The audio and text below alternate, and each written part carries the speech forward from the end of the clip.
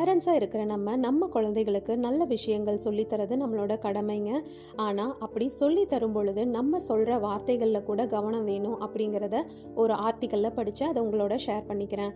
முதலாவது விஷயம், படித்தா வாழ்க்கையில் முன்னேறலாம் அப்படின்னு நம்ம குழந்தைக்கு புரிய வைக்கணும். அதை விட்டுட்டு படிக்கலைன்னா உனக்கு வேலையே கிடைக்காது, காசு இல்லாமல் நடு ரோட்டில் தான் நிற்ப அப்படிங்கிற வார்த்தைகளை நம்ம பயன்படுத்தக்கூடாது.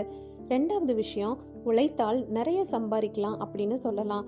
அதை விட்டுட்டு உழைக்கலைன்னா பிச்சை தான் எடுக்கணுங்கிற வார்த்தையை தவிர்க்கணுங்க. மூணாவது விஷயம், நீ நல்ல வேலைக்கு போனேன்னா 4 பேருக்கு உதவி செய்யலாம் அப்படிங்கிற கருத்தை அவங்களுக்கு பதிய வைக்கணும். அதை விட்டுட்டு நீ எந்த வேலைக்கும் லாய்க்கு இல்லை அப்படிங்கிறத சொன்னீங்க அப்படின்னா அவங்களோட கான்ஃபிடென்ஸ் லெவலே போயிடுங்க.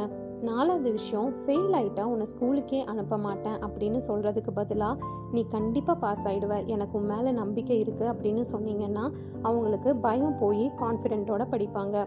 அஞ்சாவது விஷயம், பணம் என்ன மரத்துலையா காய்க்குது அப்படின்னு சொல்கிறதுக்கு பதிலாக நம்மளோட குடும்ப வருமானம் என்ன, நம்மளோட தேவைகள் என்ன, எவ்வளவு செலவாகுது அப்படிங்கிறத குழந்தைக்கு சொன்னீங்கன்னா பணத்தோட மதிப்பை அந்த குழந்தை புரிஞ்சுக்குங்க.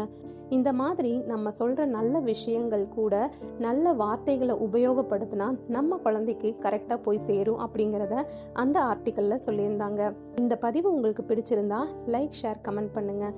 இது என் உலகம். நான் உங்கள் நித்யா பாலசுப்ரமணியம்.